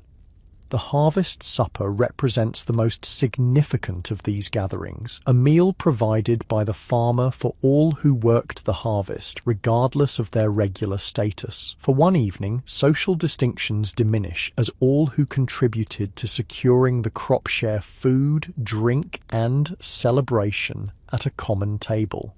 Songs, stories, games, and dancing typically follow the meal, creating a festive atmosphere that acknowledges the community's collective achievement. You attend such a supper at the farm, seated at a long table set up in the largest barn, cleared and decorated for the occasion. Lanterns cast warm light over the gathered workers and their families. The farmer himself stands to offer thanks for their labor and for the successful harvest, a rare public acknowledgement of the interdependence that underlies agricultural success despite social hierarchies. The meal features the best local produce: roast meats, fresh and preserved vegetables, homemade breads, pies and puddings, accompanied by liberal quantities of cider and beer. For many workers, this represents the most abundant meal of their year, a brief experience of plenty in lives often characterized by careful management of limited resources. After eating, tables are cleared to make space for dancing. An elderly farm worker produces a fiddle, another a concertina, and simple country dances begin. These are not the formal ballroom dances of urban Victorian society, but traditional patterns passed down through generations. Circle dances, reels, and jigs that allow for community participation regardless of age or skill. As the evening progresses, older workers share stories of harvests past, agricultural wisdom wrapped in narrative form. These oral traditions preserve practical knowledge, weather signs, planting techniques, animal husbandry practices, while simultaneously reinforcing community identity through shared history and experience. You listen as Thomas recounts the harvest of 1845, when potato blight first appeared in the region. Crops fine one day, black and stinking the next, he remembers. No warning, no cure. People who depended on potatoes went hungry that winter. His story serves as both historical record and cautionary tale about agricultural vulnerability, a reminder of how quickly circumstances can change despite human effort and skill. The celebrations conclude earlier than modern parties might. Farm work continues regardless of festivities, and dawn will bring its usual demands. The community disperses through lantern-lit lanes to cottages and farmhouses scattered across the landscape, carrying memories of shared celebration to sustain them through coming months of more isolated winter work. Back in your cottage, preparing for sleep after the evening's unusual social activity, you reflect on the Victorian agricultural cycle you've experienced, the spring planting, summer tending, and autumn harvesting that structure rural life. Each season brought different demands and rewards, creating a varied but predictable rhythm that contrasts sharply with the constant season-independent pace of modern work. This agricultural calendar affected every aspect of rural existence, from daily work schedules to social gatherings, from economic arrangements to religious observances. The church calendar that organized Victorian religious life aligned closely with agricultural patterns, its major festivals corresponding with natural cycles of planting and harvest, death and renewal. As autumn deepens toward winter, the pace of farm work changes noticeably. Field labor diminishes as crops are secured and soil becomes less workable. Focus shifts to maintenance tasks, repairing buildings and equipment, managing stored crops, caring for livestock now confined more closely as grazing becomes limited. These winter months historically provided time for secondary occupations that supplemented agricultural incomes, crafts like basket making, wood carving, or textile production that could be performed indoors during inclement weather. Such diverse skills remained important in Victorian rural communities despite increasing industrial specialisation in urban areas. For you, these quieter months offer opportunity to reflect on what you've learned about Victorian agricultural life, its physical demands, specialised knowledge, social structures, and deep connection to natural cycles. The modern perspective you bring allows you to recognise aspects of this world that its inhabitants might take for granted. The resilience required to face constant uncertainty, the interdependence that sustained communities through hardship, the embodied knowledge developed through generations of direct engagement with the land. As you drift towards sleep, the sounds of the Victorian countryside create a gentle backdrop. The distant lowing of cattle settled for the night, the soft hooting of an owl hunting across moonlit fields, the barely perceptible creaking of the cottage responding to night air. These sounds represent the agricultural landscape at rest, the brief quiet between cycles of active cultivation that have shaped human existence since our earliest settlements. Tomorrow will bring new tasks appropriate to the advancing season, each contributing to the complex system of food production that sustained Victorian society through times of remarkable change. Your body, increasingly adapted to this life of physical labour, will rise to these challenges with growing competence, though the gap between modern comfort and Victorian farming reality remains unbridgeable in many ways. The continuous nature of agricultural work, its lack of clearly defined endpoints or permanent achievements, represents both its greatest challenge and perhaps its deepest satisfaction. Unlike modern occupations that produce finished products or completed projects, farming exists as participation in ongoing natural processes, temporary stewardship rather than permanent creation or ownership. This fundamental difference underlies many aspects of Victorian rural mentality that might seem foreign to modern sensibilities. The acceptance of factors beyond human control, the multi-generational perspective on land management, the focus on sustainability and continuity rather than immediate maximization of yields or profits. Such differences reflect not merely technological limitations, but profound variations in how people understood their relationship to the natural world and their place within economic and social systems. As sleep claims you, your mind fills with images from the months you've spent in this Victorian agricultural world. Golden wheat moving in summer breezes, the arc of a scythe cutting through meadow grass, draft horses straining against harness as they pull ploughs through resistant soil, community members working together to secure harvests before threatening weather. These experiences have given you insight into a vanished way of life that, despite its hardships, contained forms of knowledge, connection and meaning increasingly rare in our mechanized, urbanized modern existence. The crisp morning air of November carries the unmistakable bite of approaching winter as you step outside your cottage. Frost glitters on the bare branches of trees and coats the remaining cabbage leaves in your small garden with delicate white crystals. Your breath forms clouds in the cold air, and the sun, rising noticeably later now, casts long shadows across the farmyard. Winter on a Victorian farm brings a different rhythm to life. Not the cessation of work that modern people might imagine, but a shift in focus and pace that reflects the season's natural limitations and opportunities. The frantic energy of harvest has passed, the fields now mostly bare except for winter wheat planted in autumn, its tender green shoots barely visible against the dark soil.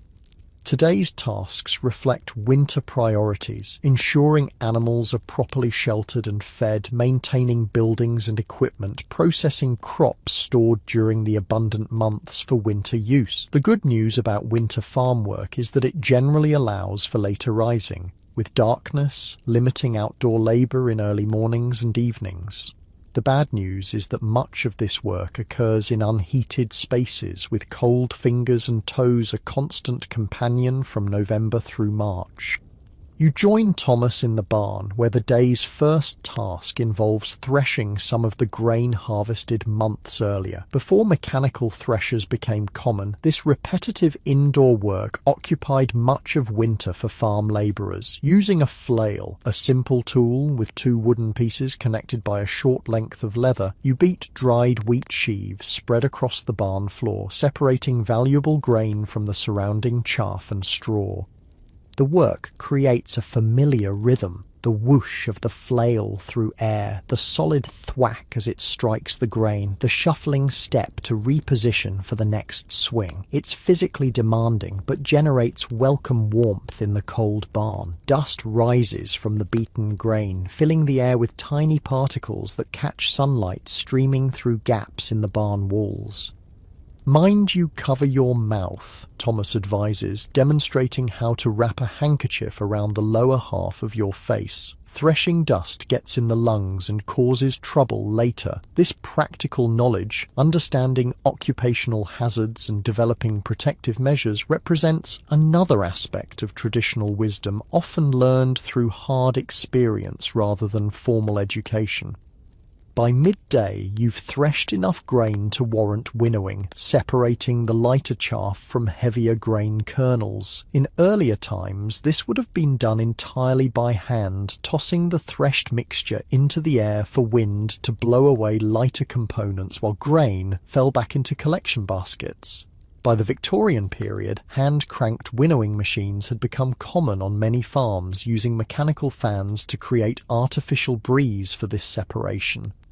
Thomas demonstrates the winnowing machine's operation, a wooden box with internal fans that create airflow as you turn a hand crank. The threshed mixture enters through a hopper at top, falling against the airstream that blows chaff out the back, while clean grain exits through a chute at bottom. It's an elegant solution that still requires human power but significantly increases efficiency over purely manual methods.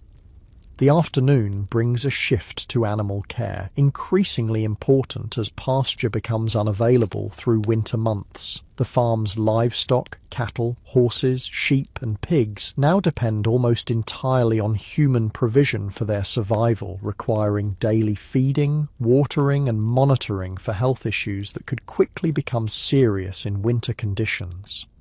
In the cattle shed, you help distribute hay from the summer's cutting, now stored in the barn loft. The cows greet your arrival with impatient lowing, eager for fresh feed after consuming what was provided the previous day. Each animal receives a carefully measured portion, enough to maintain health through winter, but without wastage of precious stored fodder that must last until spring grazing resumes. The sheep, hardier than cattle and able to forage more effectively in poor conditions, remain outdoors longer than other livestock. Today, however, with frost lingering and weather reports suggesting snow, they're being moved to sheltered paddocks nearer the farm buildings. You and several other workers form a human chain, guiding the flock from distant fields along lanes between hedgerows. Sheep have their own stubborn ideas about direction, requiring patience and understanding of their behaviour to move effectively. The farm's sheepdog does most of the actual herding, responding to whistled commands from the shepherd with remarkable precision, circling wide to collect strays and keeping the flock moving in the desired direction. This partnership between human, dog and livestock represents one of farming's oldest and most effective working relationships. With animals secured and fed, the shortened winter day already fades toward dusk. The farmer reviews tomorrow's work plans, continued threshing, building repair, wood cutting for fuel, before dismissing workers to their homes. In winter, with darkness falling by 4 or 5 o'clock, evenings stretch longer than in summer months, offering time for activities impossible during the extended daylight working hours of the growing season. Back at your cottage, the fire built up before morning departure has burned low. Rekindling it becomes the first priority. Winter evenings without adequate heating range from uncomfortable to dangerous in poorly insulated Victorian dwellings. You add carefully measured pieces of coal, a relatively expensive fuel used sparingly and often mixed with cheaper wood or even dried animal dung to extend its heating capacity. The cottage gradually warms as the fire strengthens, creating a cozy space that contrasts sharply with the cold darkness outside. This physical contrast between protected indoor environments and harsh external conditions defines winter experience, creating appreciation for simple comforts taken for granted in milder seasons. Warmth, light, shelter, and the security of stored food that removes immediate worry about sustenance. Winter evenings in Victorian rural communities offered opportunities for activities that farming's demands prevented during busier seasons. Women used these hours for textile work, spinning, weaving, knitting, mending, producing and maintaining clothing essential for family survival. Men might engage in woodworking, tool repair, or crafts like basket making that provided supplementary income during agriculture's slower period. In your cottage this evening, you attempt some basic repairs to a work shirt damaged during harvest, your stitches clumsy compared to those who've practiced this essential skill since childhood. Clothing in Victorian farm families represents significant investment, with garments mended repeatedly before replacement becomes necessary.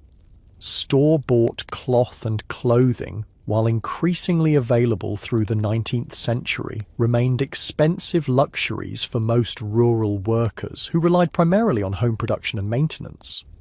As you work, winter darkness presses against the cottage windows, relieved only by firelight and perhaps a single candle or oil lamp. Artificial lighting remained expensive throughout the Victorian period, particularly for rural workers with limited incomes. This economic reality aligned human activity with natural daylight cycles more closely than in our electrically illuminated modern world, with work beginning at dawn and largely concluding at dusk, regardless of season.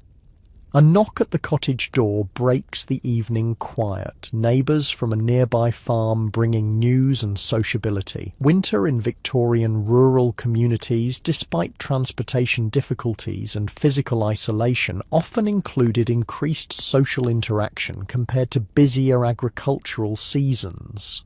With field work reduced, visiting between households became more common, creating networks of communication and support that helped communities through the challenging winter months.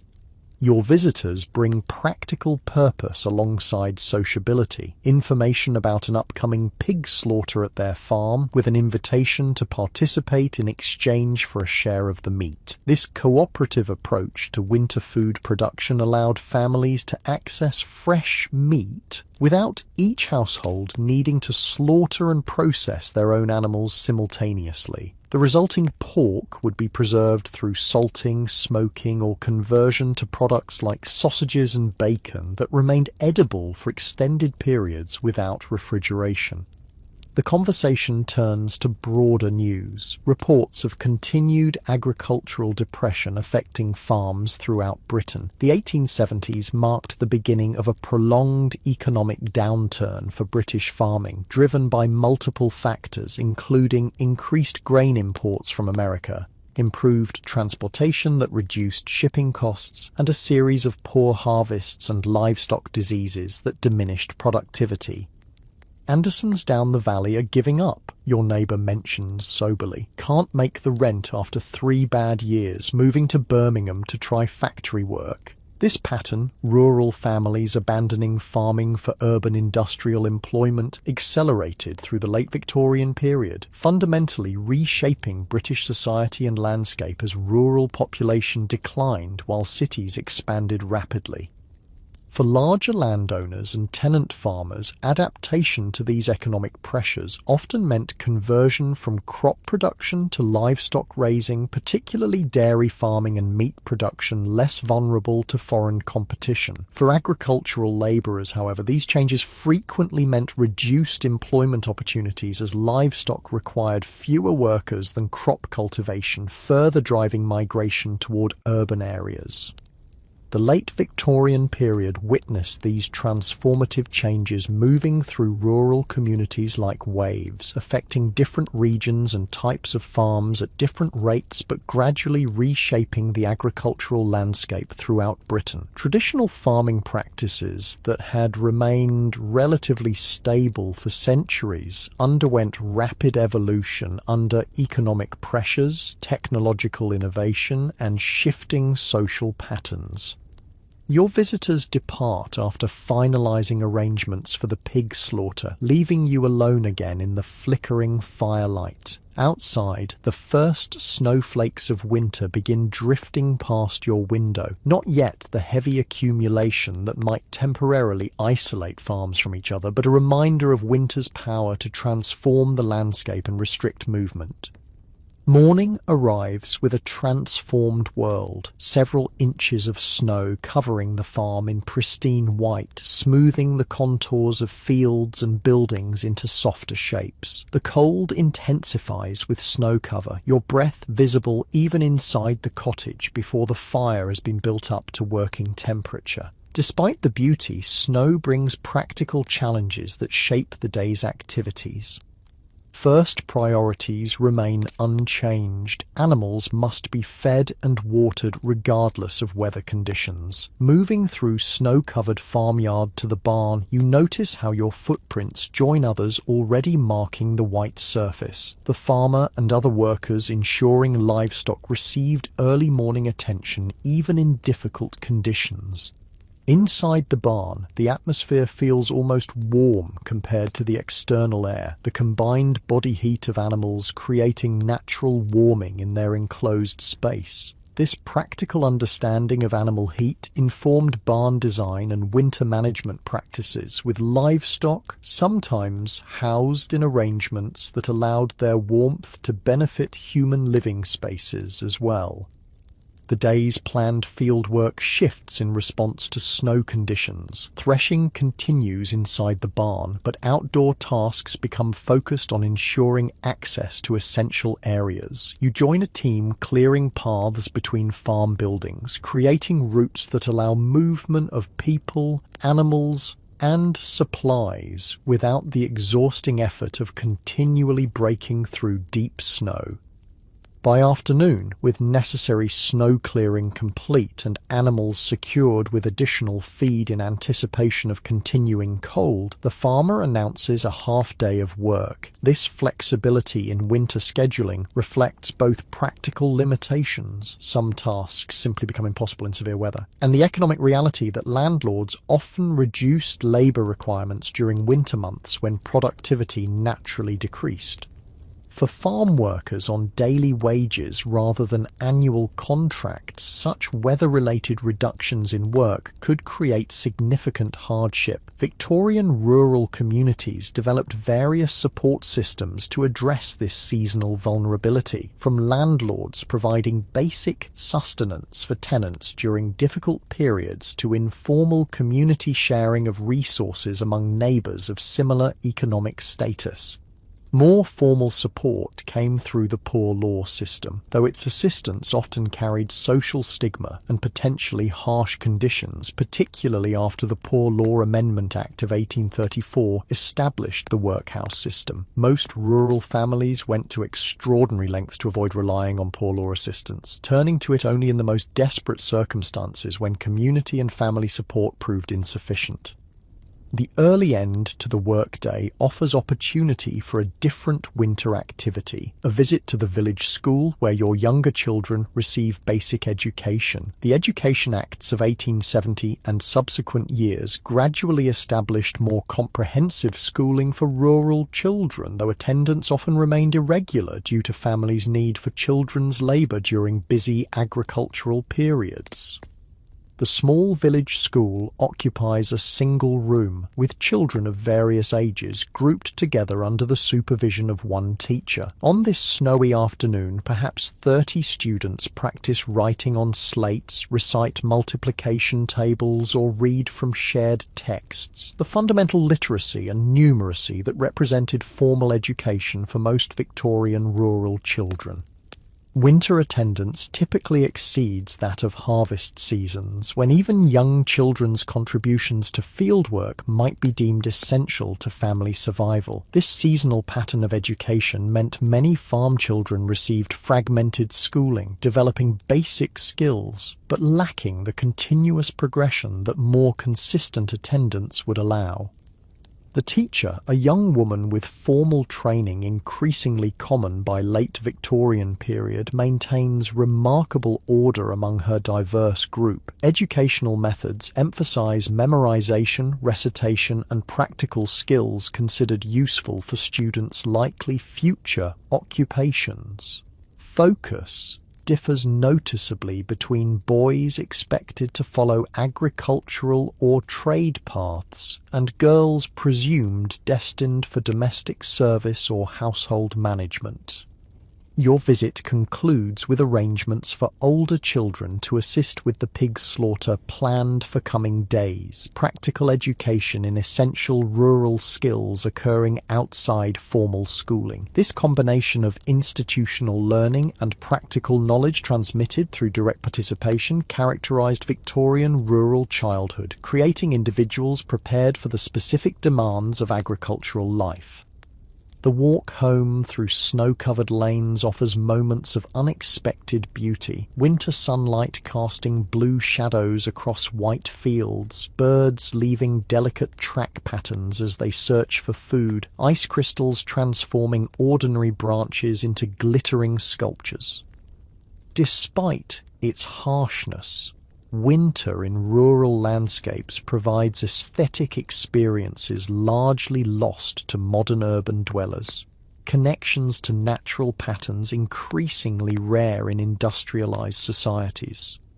The following days bring traditional winter activities centered around food preservation. The pig slaughter proceeds as planned, creating an intensive period of communal work as the animal is processed into various products designed for extended storage. Nothing is wasted in this process, from prime cuts preserved as bacon or ham to organs incorporated into sausages, blood used for puddings, fat rendered into lard for cooking, and even bones utilized for stock or tools. This intensive processing represents a key aspect of pre-industrial food systems, the transformation of seasonal abundance into storable forms that extend availability through scarcity periods. Before refrigeration, such preservation techniques formed the foundation of food security, with winter serving as both challenge to overcome and opportunity for preparing resources that would sustain communities through coming months. As December advances, another dimension of Victorian rural life becomes apparent: the religious and social observances that mark the calendar. Christmas preparations begin gradually, incorporating both ancient traditions and newer Victorian innovations that were transforming the holiday throughout British society during this period.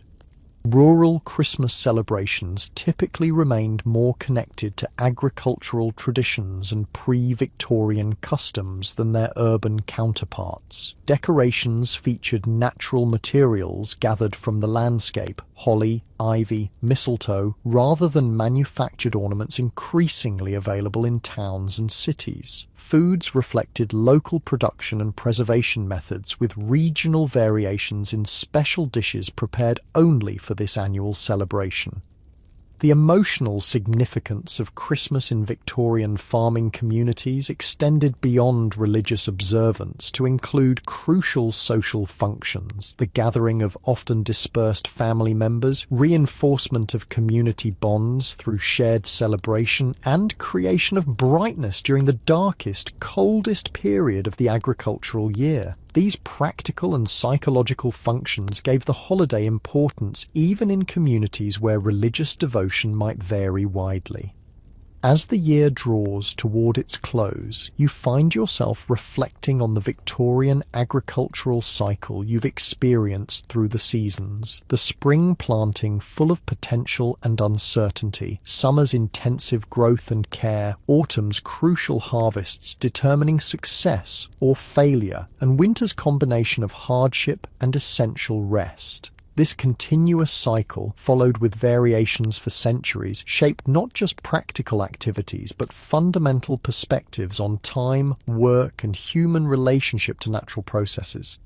The Victorian period represents a crucial transition in this agricultural pattern, traditional methods and social organisations persisting alongside emerging technologies, economic systems, and social changes that would eventually transform rural life beyond recognition. Standing in this transitional moment, you've witnessed both ancient practices that would soon disappear and early manifestations of modernisation that would eventually dominate. What makes lasting impressions are not just the physical demands that would indeed prevent most modern people from lasting even a day in Victorian farming life, but the profound differences in relationship to time, community, and natural systems that this agricultural existence created.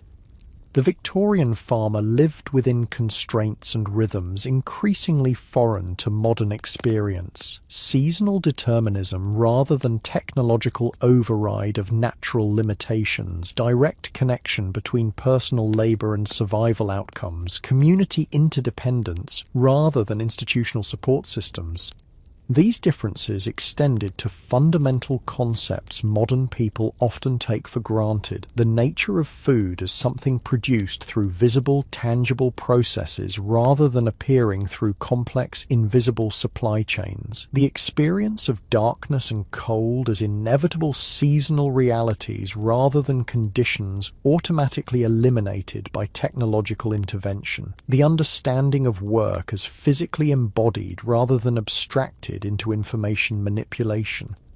The Victorian agricultural world you've inhabited through these seasons offered hardships modern people would find intolerable. Physical demands beyond contemporary conditioning, absence of medical interventions now considered basic, housing conditions lacking fundamental comforts, vulnerability to weather and natural disasters without technological buffers. Yet it also provided experiences increasingly rare in modern life. Direct connection to food production, interdependent community relationships, seasonal rhythms that aligned human activity with natural cycles, and tangible relationships between effort and outcome. As your time in this Victorian farming life concludes, you carry with you deeper understanding of both what has been lost and gained in the transitions that separated that world from our own. The physical hardships, limited opportunities, social restrictions, and vulnerabilities to disease and disaster represent genuine progress overcome through subsequent generations' innovations. Yet the connections to land, community, seasonal rhythms, and direct production represent values worth reconsidering in our technologically mediated present. Perhaps the most valuable insight from this journey through Victorian farm life is the perspective it offers on our relationship with food, that most fundamental necessity transformed almost beyond recognition between their time and ours. The Victorian farmer experienced food as the direct result of visible labour, valued according to the effort required for its production, connected to specific landscapes and communities, and subject to natural limitations that no amount of human intervention could fully overcome. This perspective offers an alternative to modern food systems characterized by invisibility, disconnection, apparent abundance, divorced from production realities, and technological mediation that obscures natural limitations. Without romanticizing the genuine hardships of Victorian agriculture, we might still recognize the value in more conscious connection to food production, not necessarily by returning to Victorian methods, but by bringing greater awareness to the systems that sustain us.